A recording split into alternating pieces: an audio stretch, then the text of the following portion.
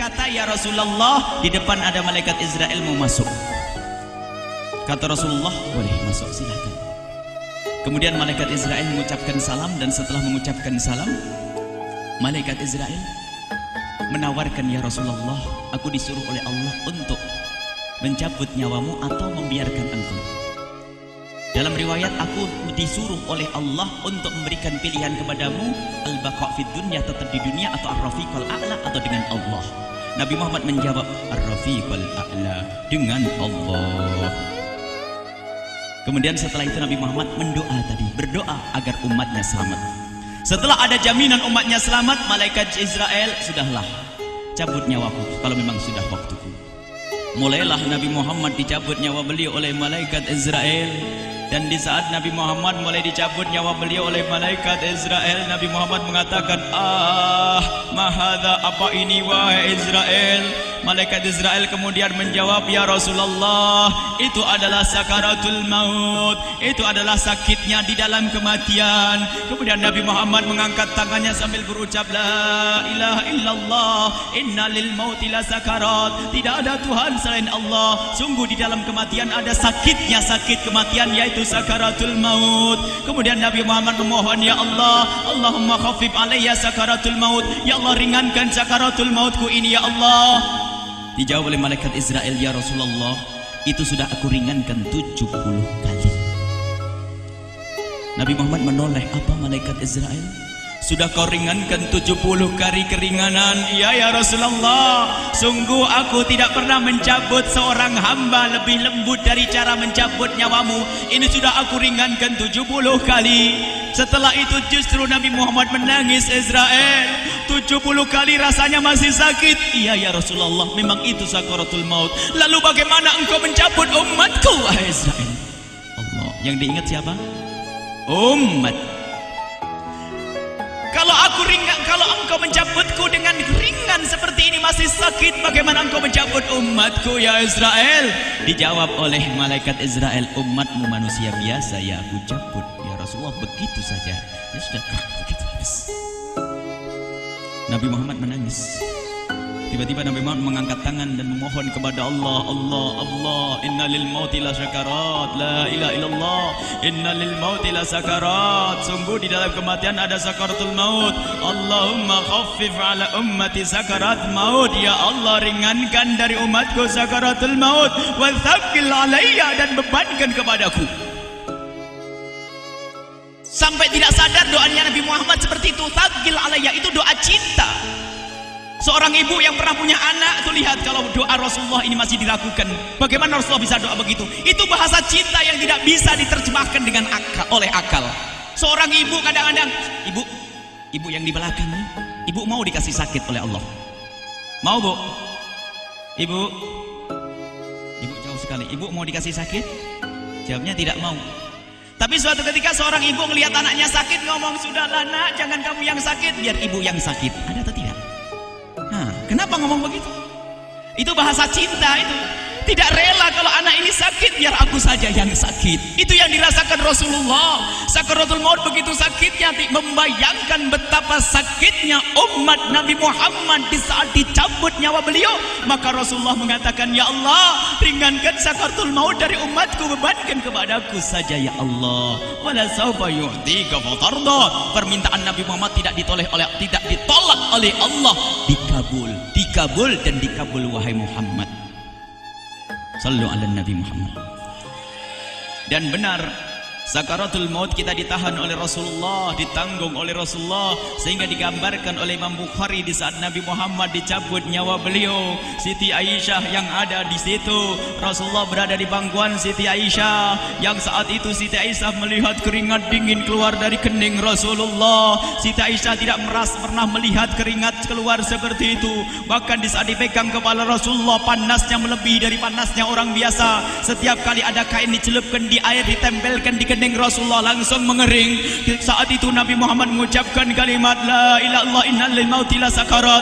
Kemudian Nabi Muhammad berpesan dengan banyak pesan, dan di antara pesan Rasulullah adalah akri minni ala ummati salam, akri minni salam ala ummati wa ala man ittaba'ani wa ala man tabi'ani min ila yaumil qiyamati. Aku titip salam kepada umatku dan orang yang mengikutiku sampai hari kiamat. Sadari salam Rasulullah. Sebelum meninggal masih ingat titip salam.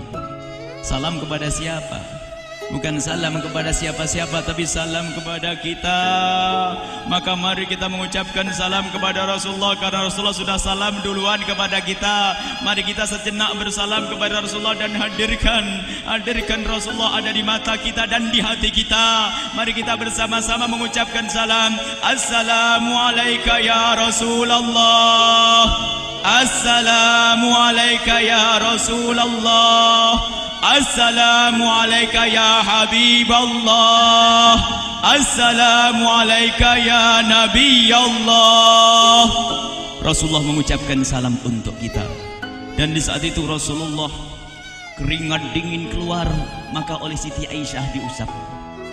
Oleh Siti Aisyah diusap, bayangkan saat itu Nabi Muhammad di pangkuan Siti Aisyah dan diusap oleh Siti Aisyah. Siti Aisyah berkata, keringat Rasulullah mengucur deras hingga aku usap, dan aku usap dengan tangannya Rasulullah. Diusap dengan tangannya Rasulullah. Siti Aisyah memegang tangan Rasulullah sendiri yang digunakan untuk mengusap keringat Rasulullah. Sahabat bertanya, Aisyah, kenapa harus dengan tangan Rasulullah tidak dengan tanganmu? Lihat jawab Siti Aisyah, karena tangan Rasulullah lebih lembut dari tanganku. Sallu ala Nabi Muhammad. Masih sempat nyanjung itu sahabat Nabi. Dalam keadaan begitu masih menyadari kelembutan tangan Rasulullah, jasad Rasulullah, kemuliaan Rasulullah sallallahu alaihi wasallam. Dan aku lebih menginginkan bahwasanya yang menyentuh jidat Nabi Muhammad adalah tangan yang paling mulia di dunia dan di akhirat. Siti Aisyah enggak berani menyentuhkan. Pengennya yang disentuhkan di kening Rasulullah adalah tangannya Rasulullah sallallahu alaihi wasallam. Kemudian setelah itu Nabi Muhammad merasakan sakit yang sangat untuk kita. Kemudian Nabi Muhammad mengangkat tangan tinggi-tinggi mengucapkan la ilaha illallah inna lil mauti la sakarat. Tiba-tiba tangan itu semakin turun dan ditangkap oleh Siti Aisyah. Dan di saat tangan itu jatuh di tangan Siti Aisyah, kemudian tiba-tiba paha Siti Aisyah merasakan berat kepala suci Rasulullah. Dan saat itu Siti Aisyah sadar bahwasanya Rasulullah sudah kembali kepada Allah Subhanahu wa taala. Sallu ala Nabi Muhammad. Siti Aisyah bingung di saat melihat seperti itu. Ditaruh pelan-pelan wajah Rasulullah, sambil menangis lalu berkata, Rasulullah sudah meninggal. Para sahabat Nabi pada bingung. Sayyidina Ali tiba-tiba terduduk, nggak bisa berdiri. Sayyidina Uthman nggak bisa ngomong. Ada orang Sayyidina Zaid berkata, aku baru melihat Rasulullah, setelah ini aku tidak mau melihat lagi selain Rasulullah. Ya Allah, butakan mataku. Aku tidak ingin aku kotori mataku dengan selain Rasulullah. Dan dibutakan oleh Allah. Bermacam-macam kejadian saat itu. Madinah heboh luar biasa dengan meninggalnya Rasulullah sallallahu alaihi wasallam. Dan sungguh meninggalnya Nabi Muhammad adalah menghidupkan hati yang mati kalau orang faham. Tiba-tiba Sayyidina Abu Bakar datang. Setelah Sayyidina Umar mengatakan, siapa yang mengatakan Muhammad meninggal akan aku penggal lehernya. Jangan seperti orang-orang Nabi Muhammad sekarang lagi pergi seperti waktu Musa pergi kepada Tuhannya, kepada Allah, nanti akan kembali kepada kita. Muhammad belum meninggal. Ini adalah karena kecintaan Sayyidina Umar bin Khattab, tidak ingin Nabi Muhammad pergi. Tiba-tiba datang Sayyidina Abu Bakar As-Siddiq lalu masuk ke kamarnya Rasulullah, lalu masuk kepada Rasulullah, kemudian mengecup kening Rasulullah. Dan Sayyidina Abu Bakar berkata, ya Rasulullah, tibta hayyan wa mayyita. Ya Rasulullah, engkau tetap harum dalam keadaan hidup dan harum setelah meninggal dunia. Sallu ala Nabi Muhammad. Hingga sampai setelah hari besoknya meninggal Rasulullah, Senin sore, Selasa malam, Rabu dikubur Rasulullah sallallahu alaihi wasallam. Setelah dikubur, Sayyidat Fatimah bertanya kepada Sayyidina Abdullah ibn Abbas, Sayyidina Anas, wahai Anas, hai Anas, sambil menangis Sayyidat Fatimah Zahra, hai Anas, bagaimana engkau tega? Atabat anfusukum antahtu ra'sa Rasulillah. Apakah engkau rela menaburkan debu di atas kepala Rasulullah? Sayyidina Anas menangis kaget, ya wahai binta Rasulillah, kalau kami tidak dilupakan oleh Allah, niscaya tidak ada yang bisa mengubur Rasulullah.